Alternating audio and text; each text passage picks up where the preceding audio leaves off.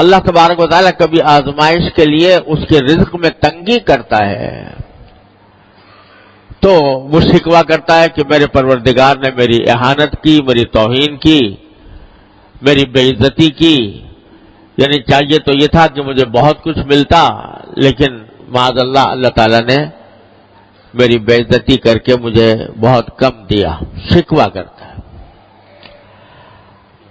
اللہ تبارک و تعالیٰ آگے یہ فرماتے ہیں کہ اگر یہ رزق میں تنگی آتی ہے تمہارے تو در حقیقت اس کی وجہ تمہارے خود اپنے تمہارے اعمال ہوتے ہیں۔ رزق میں تنگی کے دو مطلب ہیں۔ ایک مطلب تو یہ ہے کہ آمدنی کم ہو اور اتنی کم ہو کہ اس میں گزارا نہ ہو سکتا ہو، یا کم ہوتا، بہت ہی تنگی کے ساتھ گزارا ہوتا ہو، یہ بھی رزق کی تنگی کی ایک شکل ہے۔ اور دوسری رزق کی تنگی کی شکل یہ ہے کہ آمدنی دیکھنے میں تو بہت ہے لیکن برکت نہیں ہے، اور اس کا نتیجہ یہ ہے کہ ساری آمدنی ہونے کے باوجود آدمی ہر وقت کسی نہ کسی الجھن میں گرفتار ہے۔ اور آج کل یہ صورت بہت کثرت سے پیش آتی ہے۔ اچھے خاصے مالدار لوگوں کو جن کی آمدنیاں بہت زیادہ ہیں، ان کو بھی یہ شکوہ کرتے سنا کہ پتہ نہیں کہاں سے پیسہ آتا ہے، کہاں چلا جاتا ہے، اور نتیجہ یہ کہ پیسے کا اصل فائدہ تو یہ تھا کہ انسان کو راحت ملتی، انسان کو آرام ملتا، اطمینان سکون حاصل ہوتا، لیکن بجائے آرام اور اطمینان حاصل ہونے کے اس سے پریشانیوں میں اضافہ ہو رہا ہے۔ یہ ہے بے برکتی۔ آمدنی تو ہے مگر برکت والی نہیں ہے۔ اللہ تبارک و تعالیٰ جب برکت عطا فرماتے ہیں تو تھوڑی آمدنی میں انسان کو سکون آرام مل جاتا ہے، راحت میسر آ جاتی ہے، اور اللہ بچائے اگر بے برکتی ہو تو لاکھوں کی اور کروڑوں کی آمدنی ہو، اس کے باوجود انسان پریشان ہی نظر آتا ہے۔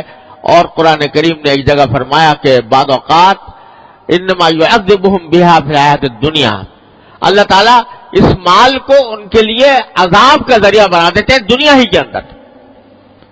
یعنی مال تو بہت ہے لیکن مال کی حصول میں، اس کی تلاش میں، اس کے جو سرگرداں ہیں، تو اس میں دن کا چین میسر ہے، نہ رات کا آرام میسر ہے، نہ بیوی بچوں کے ساتھ وقت گزار سکتے ہیں، نہ اپنے گھر والوں کے ساتھ اطمینان کے ساتھ بیٹھ سکتے ہیں، راحت میسر نہیں۔ پیسہ ہے مگر راحت نہیں۔ یہ بھی رزق کی تنگی کی ایک بدترین شکل ہے۔ تو اللہ تبارک و تعالیٰ دونوں قسم کی تنگیوں کا، اس میں الفاظ جو ہیں دونوں قسم کے تنگیوں کے کو شامل ہیں کہ چاہے آمدنی کم ہو یا آمدنی میں برکت نہ ہو، دونوں کی وجہ در حقیقت یہ ہے کہ تم لوگوں کے حقوق ضائع کرتے ہو۔ لوگوں کے حقوق کیا ضائع کرتے ہو؟ پہلا ذکر کیا یتیم کا، لا تحاضون علی طعام بلکہ لا تکرمون الیتیم، یتیموں کی عزت نہیں کرتے۔ یہ نہیں کہا کہ یتیموں کو کھانا نہیں کھلاتے، بلکہ عزت نہیں کرتے۔ مطلب یہ کہ اول تو یتیموں کی دیکھ بھال میں تمہاری کمی ہے، اور اگر کبھی کوئی کرتا بھی ہے تو اس کا جیسا اکرام ہونا چاہیے، جیسی عزت ہونی چاہیے، اس قسم کی عزت اس کو نہیں دیتے ہیں۔ وَلَا تَحَاضُّونَ عَلَىٰ طَعَامِ الْمِسْكِينِ، دوسرے لوگوں کو بھی کوئی ترغیب نہیں دیتے کہ تم مسکینوں کو کھانا کھلاؤ، مسکینوں کے حاجتوں کو پورا کرو۔ ایک تو یہ بات تھی۔ پھر فرمایا وَتَأْكُلُونَ التُّرَاثَ أَكْلًا لَمًّا، اور میراث کو تم لپیٹ کر کھا جاتے ہو۔